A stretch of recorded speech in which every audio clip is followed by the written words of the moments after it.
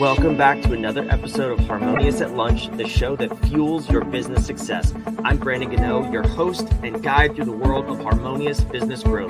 Today, we're unlocking powerful strategies with industry experts to help your business thrive. If you're a business owner, entrepreneur, or executive, you are in the right place. Join me and our incredible guests today on the journey to clarity, growth, and success. It is time to revolutionize your approach to business. Let's dive in with another episode of Harmonious at Lunch.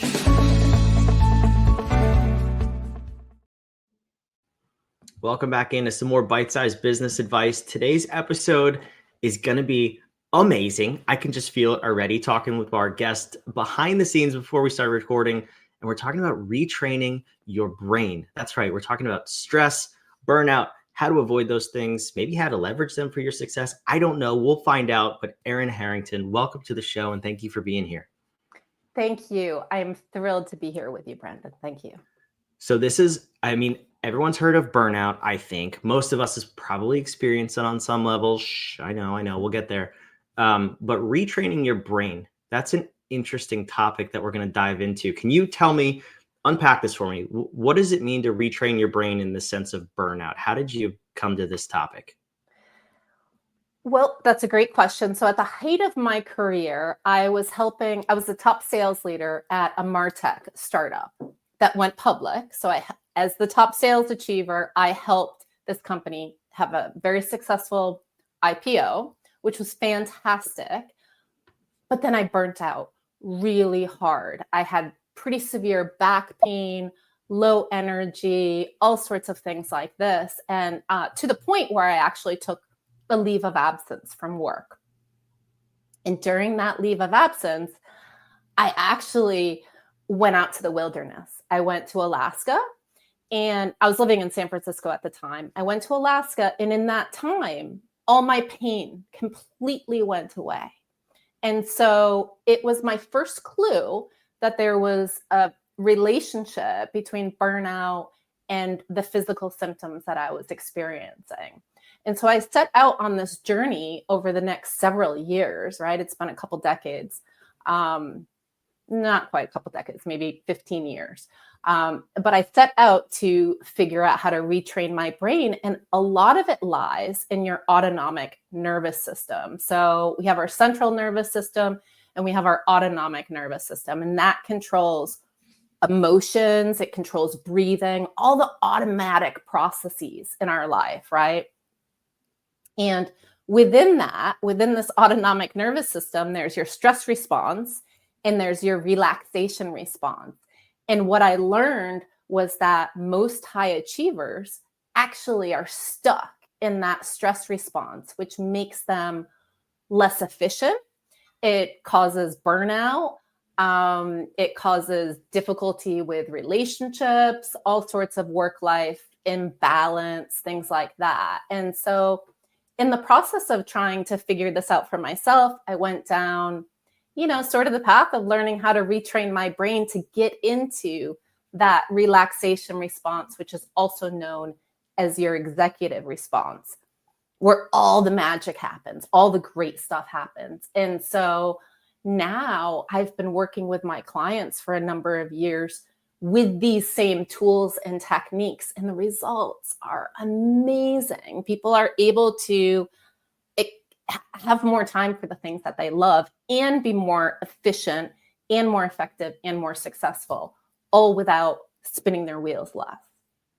That's quite the tease. And I definitely want to get there. I want to start to unpack how we can do that. But I'm also curious because you said this is common in high achievers, which is, welcome to the podcast. If this is your first time, I'm sure you are a high achiever if you're listening. But that's a lot of us, especially as entrepreneurs. This has to be self-induced. Well, why do we do this to ourselves, and how can we identify that we're doing it? Well, the problem, right? Let's start with that. The problem is that high achievers often struggle because they tend to push through stress. When you're pushing through stress, that's putting yourself more into that stress response, number one. So that keeps your brain stuck in that survival mode. So let me just clarify. Stress response was designed originally to sort of protect us out in the wild from predators. not to manage day-to-day life, right? So high achievers struggle because they push through this stress and because they compartmentalize work and life, generally speaking, which naturally creates sort of this tension and competing priorities. And the third thing is high achievers strive for perfection because that's just sort of inherent in who we are. We want to do everything really well. And to that end, it often causes us to sacrifice our own well-being and time for the things that we love. Well, those things aren't important because there's always later. We can get to them, right? Am I feeding into it? I think I'm actually making the problem worse. Okay, we're not going to go down that rabbit hole. So then talk to me. Once we hopefully avoid burnout, we don't go that far as you have. I know I personally have too. If we don't want to go all the way down that road to see that there's a better way, what are some things we can do maybe in a couple of minutes a day, or where do you start with people to get them into that executive brain? Right. So the first thing that I do is I help my clients align their goals with their values, their inherent values. The name of my company is Soul Values. So there's that. And once they align their values with their goals, they're kind of already tapping into that parasympathetic executive state. So just by doing that, right, gets you closer to that.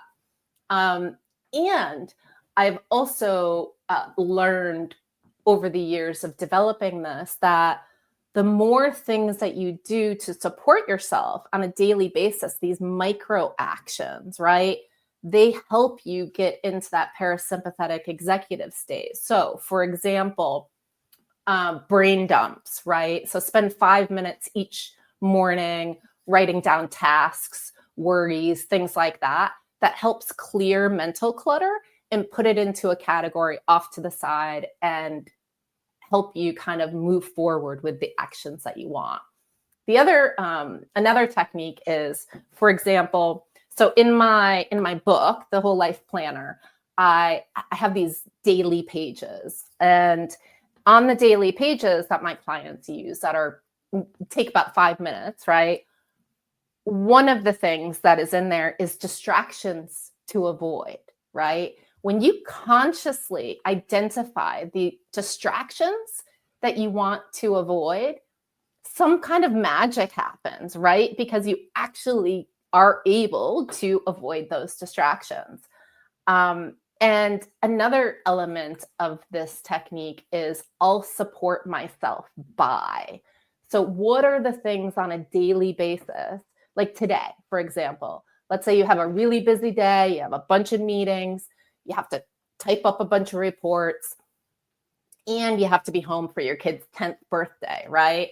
So how do you make all of this happen? Well, tiny micro actions such as going outside for a 5-minute breather, taking some deep breaths, whether it's exercising, whether it's getting out in nature, because we all have so I can't tell you exactly what's going to work for you. I know what works for me in order to reset my brain. But these tiny little actions are what ultimately add up both in short-term results and long-term results, right? So you get, on a daily basis, you're more effective. You're able to manage your time. You're not spinning quite as much, which means that instead of something taking 8 or 15 hours, maybe it takes 1 hour, because you're spinning a lot less, right? We're not efficient in that stress response. And so those are two or three of the recommended sort of daily actions. In the download, people can access the Stress Less Blueprint. And in there, I sort of describe how to take these 5-minute a day micro actions to achieve more and stress less. That's awesome. And since you mentioned it, let me toss it on the screen. Your website, stresslessblueprint.com. If you're listening, it's in the show notes. Watching or listening, wherever you are, it's down there below. So thank you, Erin, for that and for talking about it. I'm curious how you help people identify these micro actions though? Because you said, you can't tell us what it is. You have to find it on your own. What I've seen is, especially when you're in this sort of burnout cycle or this hyper stress cycle, it's hard to just pause and even realize what does light you up or what does energize you. Is there a process you take people through? Is it in the download, first of all, to help identify what those things for you individually are? That's usually in this download. What I do is I teach people how to use the 5-minute a day system. Mm-hmm. I don't go as deep in how to identify those micro actions, although it's pretty straightforward. You simply have to think about what lights you up. What do you do that lights you up? What makes you feel better on a daily basis? So, for example, I know I have to get on the floor and do, some Pilates and yoga every day as part of my daily prescription. I also like to get out on the trail nearby, even if it's for 10 minutes. I do that. I also like to eat healthy food that I cook. Those are things that, again, help my brain sort of get into that relaxation response. So whether it's physical stuff, deep breathing, there's breathing techniques that you can do. There's sort of, gratitude. Let's just take a step back and be really, really simplistic on this. Just by stating your gratitude on a daily basis, that one tiny thing, if there was one tiny thing that your listeners could do, that literally puts your brain into that executive state by identifying a gratitude. And there's science to back this up. That's a great tip. I'm trying to think. For me, it would be, I would love to smoke a brisket every day, but I would need way more friends because that's too much meat to serve. So maybe once a week, I'll do that one. That's awesome. I'll see what I could do. I want to go back though. You said before the first step is you help people align their goals to their values. And while we don't do that with our clients necessarily, we make them understand what their core values as a business, like as a company are, mm-hmm. before we plan out the rest of the company. So what I have found is that most people, they might say they have core values and they might, identify one or two, but once you really clearly identify it as a company, your goals actually tend to change. What you think you wanted sometimes just evaporate and you want something completely different. How does that work for when you take your clients through that process personally? Do you notice that these high achievers maybe even want less in some cases? Oh, absolutely. Absolutely. That's a very common occurrence for my clients is they align with their purpose and what they want to achieve in life, be it relationships, spirituality, health is a big one, health and well-being. And of course, success in work, right? Because this is what we do. We're high achievers. And then, so in that process, I have found that many of my clients pivot significantly in the work that they do, and they have greater results because they're able to sort of like identify the core things that are super important to them and sort of drop self-perceived requirements on themselves. Like that's an important part of it, is letting go of these like perceived limitations or roadblocks or things that you must do in order to be successful. And so, I'd say most of my clients have major breakthroughs with that. And they realize that ultimately, so they all want to have more time for things that matter and things that they love, right? But they don't know how to get there. And so what's really magical about my solution is I encourage people, business, I have a lot of business experience. So I have business experience and I have well-being experience. So I'm able to help them meet their goals while also finding that time, because finding that time directly feeds the results on the other end. Does that make sense? Absolutely. But that's the one thing that we kind of push to the side as entrepreneurs and as high achievers, because we think it's just not important right now. Absolutely. This is a very big mindset shift that I walk my clients through to help them achieve a sense of wholeness. Ultimately, that's the goal. They want to succeed in work and they want to succeed in life. And so what does that wholeness look like? I love that you use the word wholeness.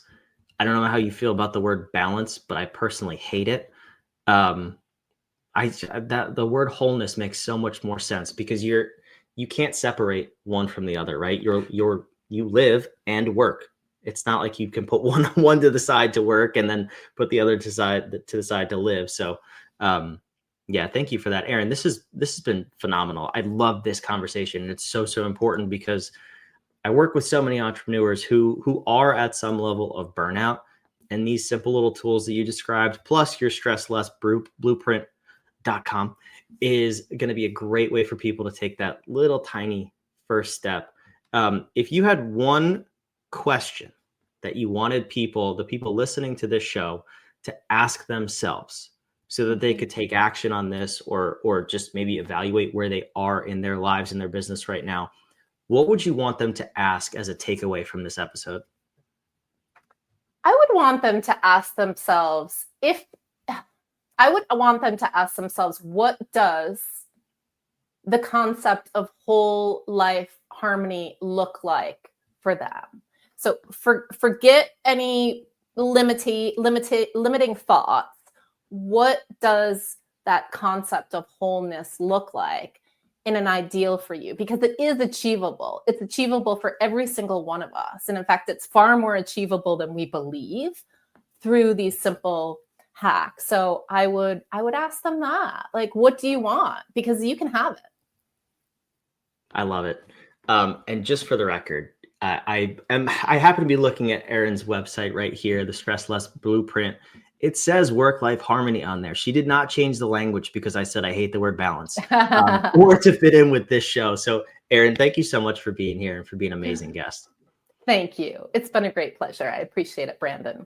For those of you watching and listening, you need to take action on this. If there's any sort of stress or burnout in your life that is unmanaged or unregulated, maybe you don't even know about it, please take the first step. I promise you I can speak to that. Erin already spoke to it for her burnout journey.